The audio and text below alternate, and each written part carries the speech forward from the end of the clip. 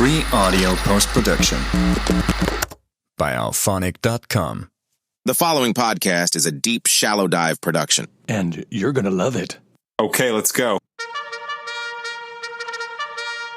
Hey, what's up, everybody?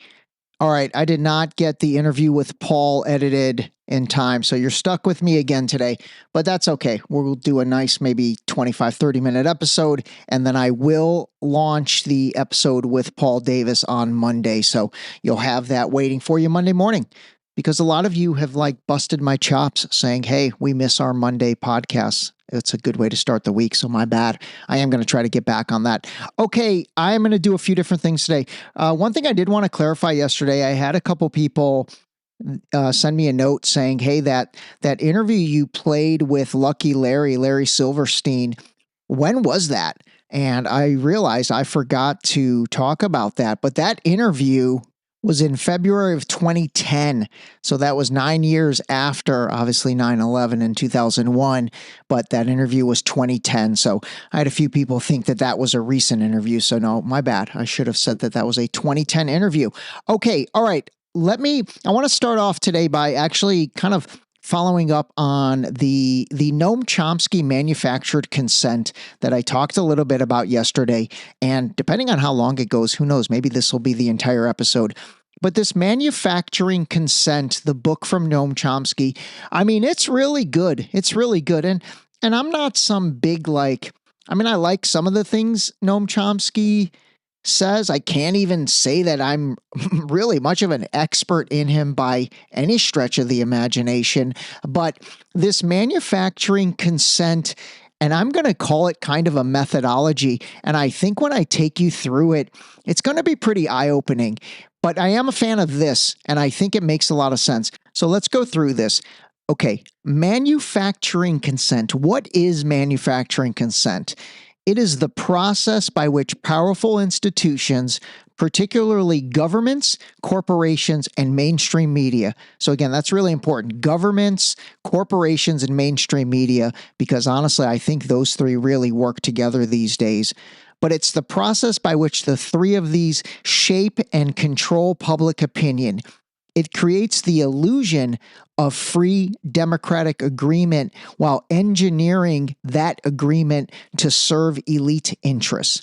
So again, let me read that to you. It creates the illusion of free democratic agreement while engineering that agreement to serve elite interests. So basically it's saying it's a systemic process by which basically the governments, corporations, and mainstream media shape and control public opinion. And it does it in a way that basically makes you think you're thinking for yourself, but it's almost like it's guiding you to then think to think the way they want you to think in order to serve their interests. And so, let's try to do this. Let's try to use COVID-19 and what took place starting in, March or April of 2020 as an example. And let's see if we can see if the COVID-19 narrative and situation would fall under the concept of manufacturing consent. All right, so step one is not overt coercion. It's not about forcing people to comply through violence or dictatorship.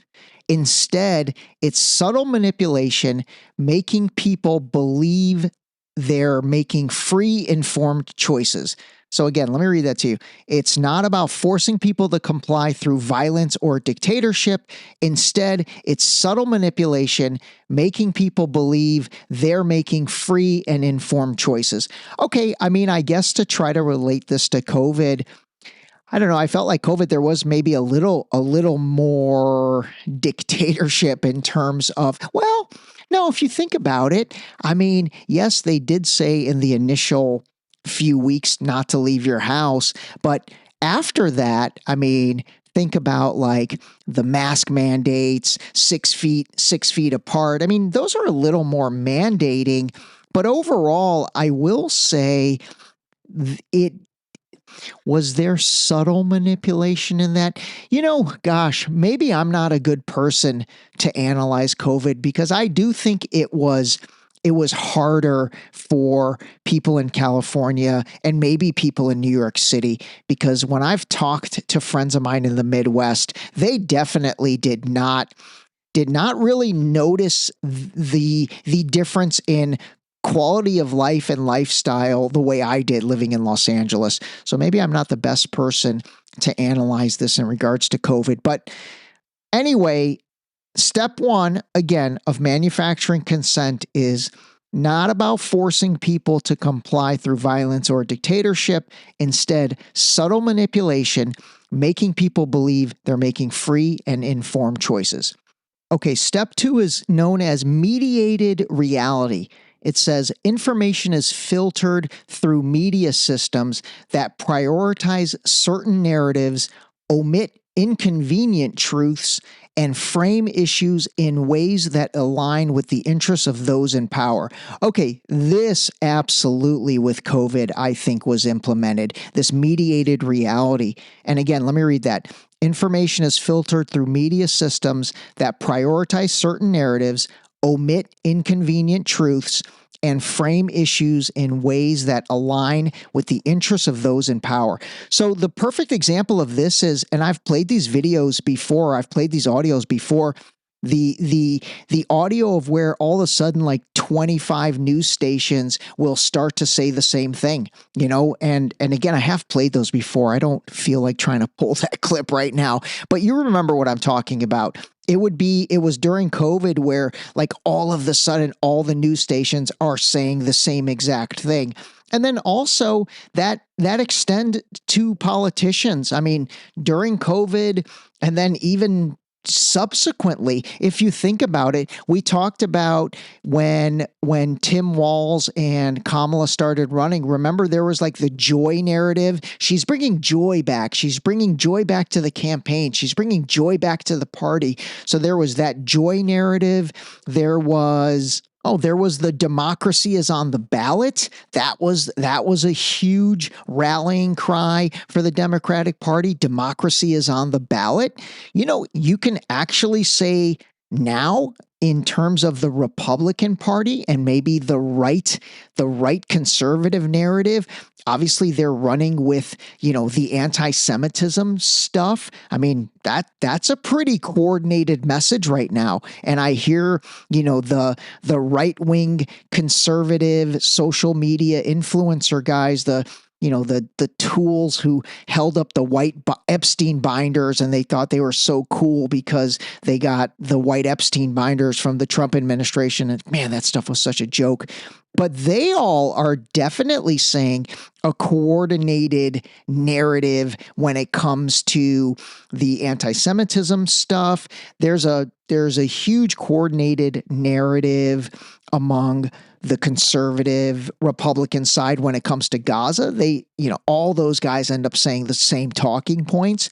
So I think this mediated reality where the media systems prioritize certain narratives, this step of manufacturing consent is absolutely something that is done as a combination of mainstream media and really government, and then probably the corporations are the distribution platforms for it. All right, step 3 of manufacturing consent. This one for sure. It's called gatekeeping. So mainstream media acts as the gatekeeper.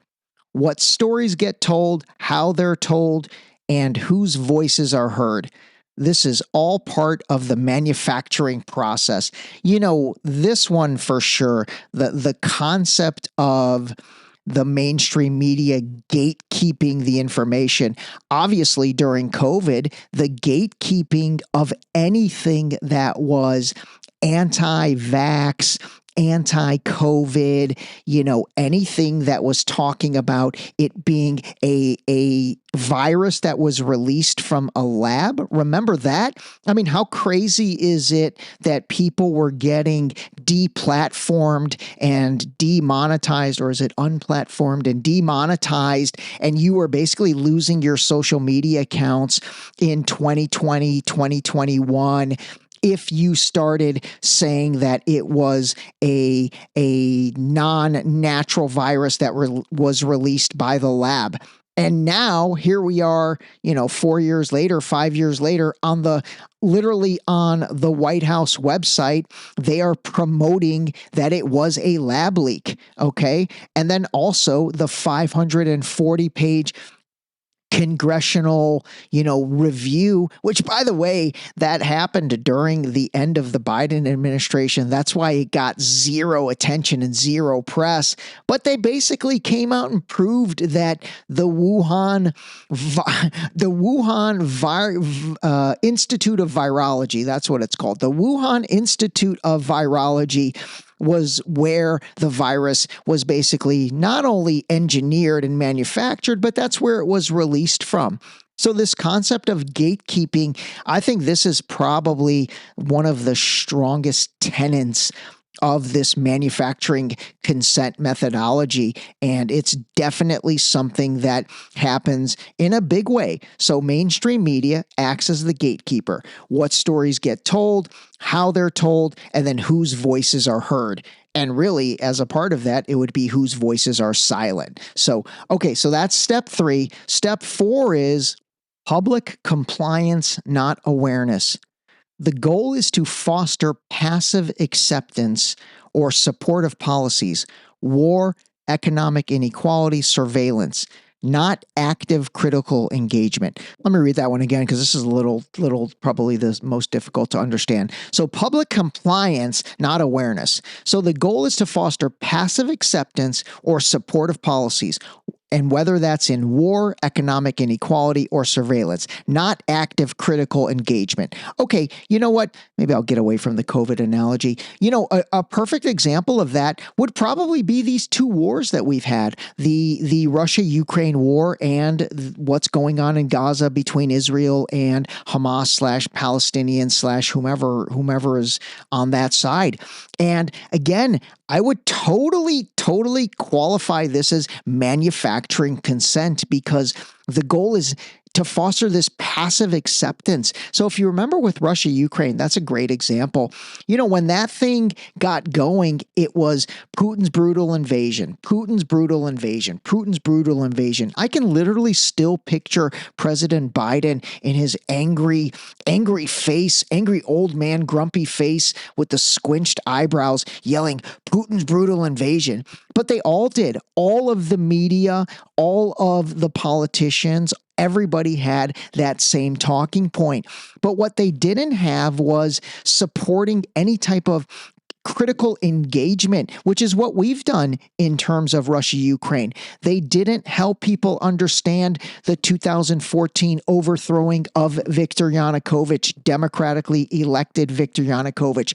They didn't talk about how in 2002, the United States unilaterally pulled out of the anti-ballistic missile treaty and all of a sudden started putting ballistic missiles on Russia's border. They didn't talk about how NATO basically should have been disbanded in 1990 or 1991 when the Cold War ended, when the Warsaw Pact was disbanded by the Soviet Union. NATO should have been disbanded because NATO was a defensive treaty that was meant to basically hinder the Soviet Union. So the Soviet Union gets disbanded. Their version of NATO, the Warsaw Pact, gets disbanded. But what does NATO do? NATO does not disband. It doubles and triples and quadruples down. So remember, in 1990, NATO was made up of 12 countries. Right now in 2025, there are 32 countries that are part of NATO. So they've added 20 additional countries. They've basically, I don't want to say surrounded Russia because they can't surround it from all sides, but the eastern border of Russia, the only 2 countries that are not part of NATO are, take a guess, who's been paying attention? One of them you should absolutely know. Yes, Ukraine.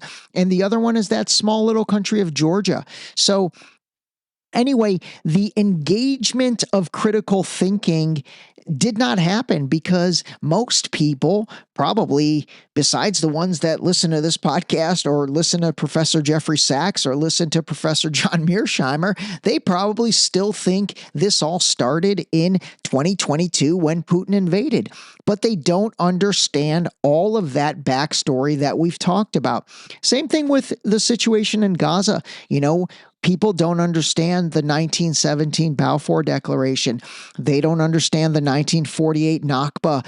They don't understand the 1967 Six-Day War. They all think that this started on October 7th, 2023. So, as confusing as that one was, that's a pretty powerful one. The public compliance, not awareness. Okay. And then the last step, the fifth step of manufacturing consent, is the one that ties it all together, and that is called the self-reinforcing cycle. So it says, because people believe they are acting based on informed, independent thought, they often defend the very systems that are manipulating them.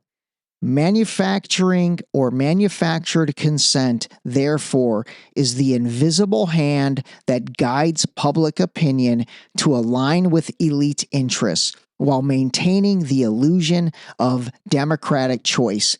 So to tie that back to COVID, that was all the people that were yelling that you should wear a mask when you're driving in your car by yourself. That was all the people that were yelling about being 6 feet apart, where even during that process, there was no science, or there was no, in my opinion, common sense or logic behind that 6 feet apart statement. But again, you had people that were getting into fights defending that, yelling at you if you weren't 6 feet apart in a grocery store or something else. Now, again, I do know that fear gripped a lot of people during that time. And so I would actually probably think the concept of fear is a part of manufacturing consent. I haven't read the full book. I basically looked at an outline to talk to you about all the things I just talked to you about. But I have to imagine engaging fear is part of the propaganda and is part of the manufacturing consent process. But overall, let me read that last part to you. It says, manufacturing consent is the invisible hand that guides public opinion to align with elite interests while maintaining the illusion of democratic choice. There's so many topics that we could throw in this. Honestly, climate change is one of them. There's a hilarious, hold on, let me see if I can find this. This is great, actually. It says, in the 1960s, they said oil will be gone in 10 years. Now, I don't remember that because I wasn't born yet, but for any of you that might remember, the 1960s, the battle cry was, oil's going to be gone in 10 years. The 1970s, another ice age in 10 years. So again, they were promoting another ice age is going to happen in 10 years. 1980s, I actually do remember this. They were saying acid rain will destroy all crops in 10 years. So that was the big call to action. Acid rain will destroy all crops in 10 years. 1990s, you guys will remember this. The ozone layer will be gone in 10 years. Remember, they were talking about how the ozone layer will be gone in 10 years.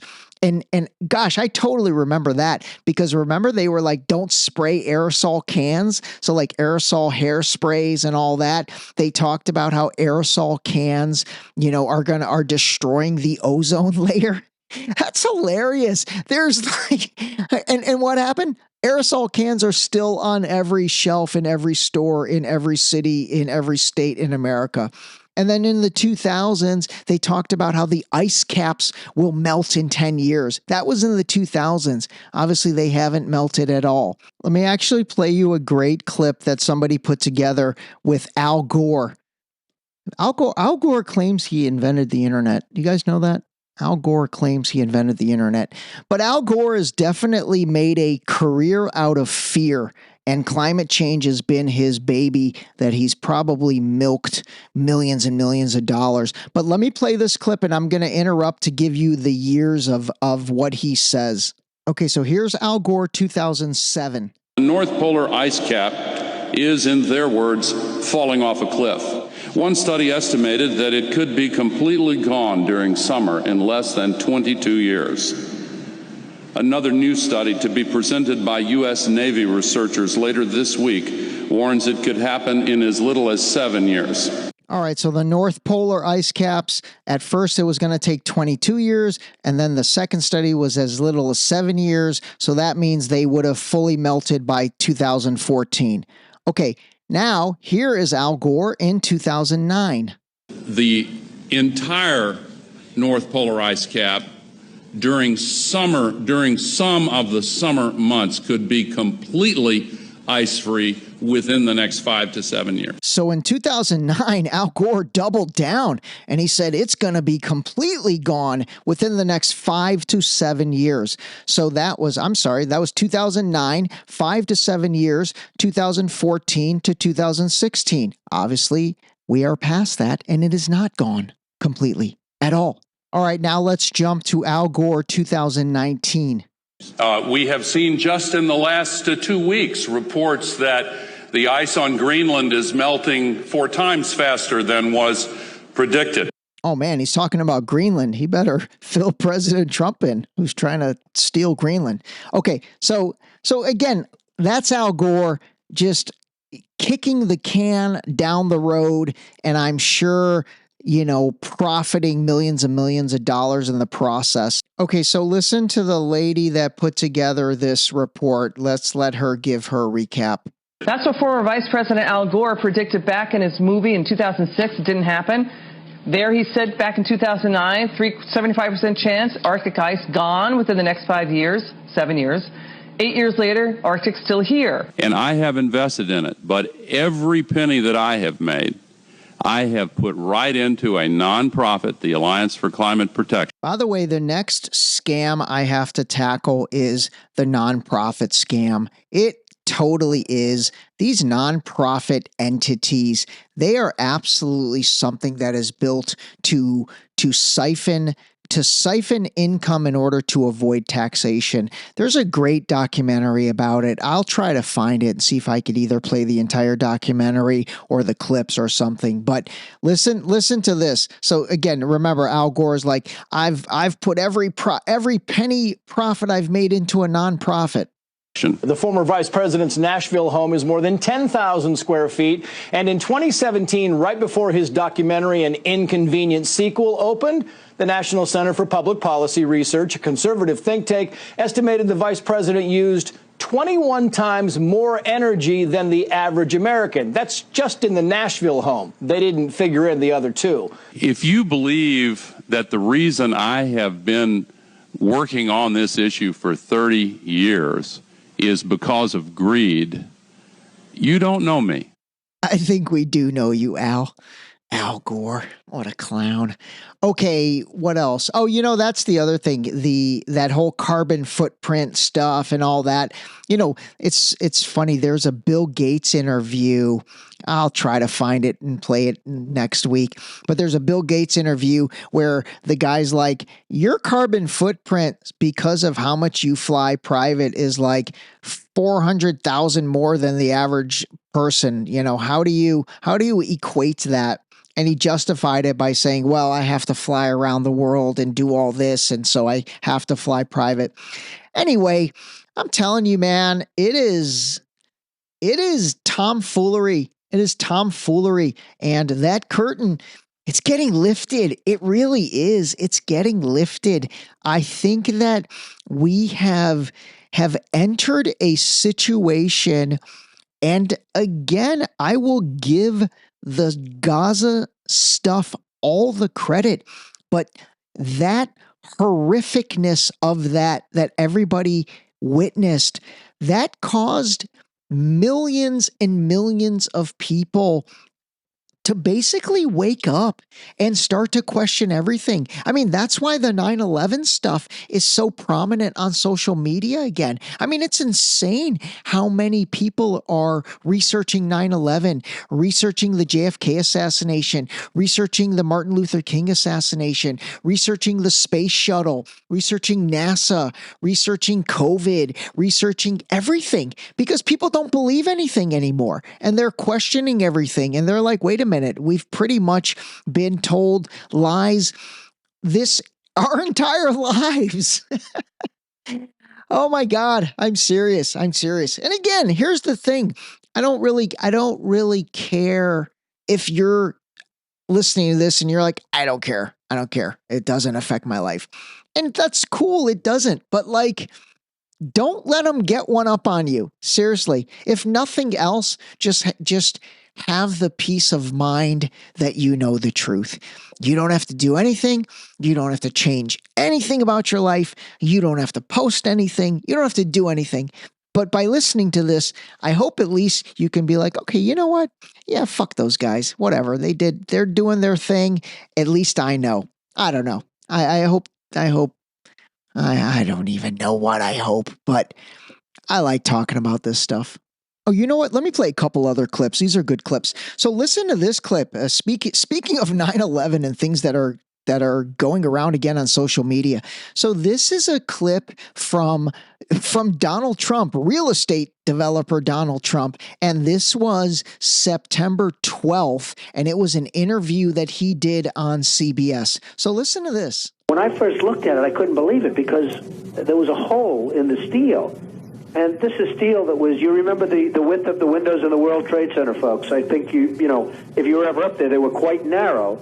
And in between was this heavy steel. I said, how could a plane, even a 767 or 747 or whatever it might have been, how could it possibly go through the steel? I happen to think that they had not only a plane, but they had bombs that exploded almost simultaneously, because I just can't imagine anything being able to go through that wall. Most buildings are built with the steel is on the inside around the elevator shaft. This one was built from the outside, which is the strongest structure you can have. So think about this. That is him, September 12th, the day after September 11th, obviously. And that's him probably shooting it pretty straight and pretty accurate, actually. Now, think about if that's you or if that's Trump, and then many, many years later, he becomes president in 2016 with the ability to bring us the truth. He doesn't. And now here we are again in 2025. And again, he has the ability to bring us the truth in regards to 9/11.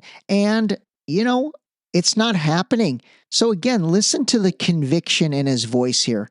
I happen to think that they had not only a plane, but they had bombs that exploded almost simultaneously, because I just can't imagine anything being able to go through that wall. Most buildings are built with the steel is on the inside around the elevator shaft. This one was built from the outside, which is the strongest structure you can have. Again, man, this is a, you know, by the way, I will say this, even though, yes, I did vote for him in 2020 and I voted for him this year. I've never been all in on him. And I've said that since 2020, actually. Obviously, I didn't have the podcast then, but I remember having discussions with friends or with people, and I'm like, I'm not all in on the guy. But again, you know, I think he's a better option. I mean, 2020, I absolutely did. 2024, I mean, I did as well, but I didn't realize, you know, the Jedi mind tricking that was potentially going to take place. And actually, I shouldn't even say the Jedi mind tricking. I didn't realize, you know, yeah, I mean, I really do. The more I think about it, Jay Slay USA nailed it with that assassination attempt. That was a warning. And I think he is completely towing the company line now, okay? He is not the disruptive guy that basically we all wanted and voted for. He is absolutely towing the company line. And I'm going to let you think about who you think the company is. So maybe we will really talk. I mean, I really don't even know the the true answer to that, but I know some of the factions and entities that are involved. And I think you do as well, based on kind of what you've seen over the past 100 days. All right, that's it, everybody. I said this was going to be about 30 minutes, and we are coming right up to 30 minutes. Okay, I will have Paul's interview ready to go for Monday. That's a promise. Seriously, you're going to really enjoy it. I know it's a little long, so maybe what I'll do is I'll release Paul's interview on Monday, and then I won't release anything on Tuesday. Although, maybe I will release on Tuesday. You guys can always catch up. I did have a good friend, shout out to Nicole Adler. She texted me a while back when I said, how many episodes are enough? She's like, dude, 5 a week, 7 a week, do as many as you can. Let everybody else catch up. They don't put a governor on your episodes. So I appreciate that, Dollface. She is affectionately referred to as Dollface. And yeah, maybe I'll come out with my own, come out with an episode on Tuesday. But Paul Monday, you guys have a great weekend. Get out there, get your steps in, oh, by the way, the book is coming along nicely. I am on chapter either 4 or 5, and it's probably the most important chapter. I'm talking about eating, and I'm really trying to put more of a protocol together with this book. I've gone back and I've read my first book, and I think the first book is really good. I really do. I think it's a very honest, eye-opening take on many things. But this book is going to be better because, first of all, it's my second book. And then secondly, I really am going to come out with defined things that you should do and a defined protocol that, again, I know it works because I use it. So, all right, that's it, everybody. Call a spade, and have a great weekend. Get out and get some steps. Spend time with your family, your friends, quality people, quality food, quality times. Talk to you next week. That was a great way to end it. This episode was brought to you by the new book, Deep Shallow Dive Into You, available now on Amazon and Barnes & Noble in hardcover and paperback. Don't forget to sign up for our new mailing list on our website at deepshallowdive.com. Free audio post-production by alphonic.com.